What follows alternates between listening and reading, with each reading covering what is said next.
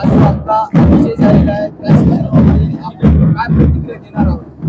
मी वसंतनगर तांडा, न्याहाळी आणि मदिनानगर या भागातून 3 वेळेस या मतदार बांधवांना, माता भगिनींना मला निवडून दिलेला आहे आणि माझी यावेळेस हॅट्रिक झालेली आहे. एक वेळेस अपक्ष, एक वेळेस काँग्रेस आणि एक वेळेस भाजप.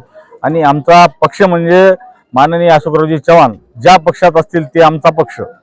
पहिला मुद्दा माननीय अशोकरावजी चव्हाण साहेब आणि श्रीजाताई अशोकरावजी चव्हाण आणि अमिताभाई अशोकरावजी चव्हाण आणि अमरभाऊ हे जे बी या मार्ग या नेत्यांच्या पाठीमागे राहून या भागाचा मागे 15 वर्षापासून विकास केला. पुढे विकास 100% करणारा, राहिलेला विकास यावेळेस तर नक्कीच करणारा. कारण का आमचा नेता निधी देणारा भक्कम आहे. विकास कुठलाच राहणार नाही. या मदिनानगर असो, न्याहाळी असो, या वसंतनगर तांडा असो, भरघोस मतांनी मला 51 मताची लीड देऊन यावेळेस मतदार बांधवांना, माता भगिनींना निवडून दिलं. त्याच्याबद्दल मी न्याहाळीवासियाचे, वसंतनगर तांड्याचे आणि मदिनानगरचे जाहीर आभार मानतो.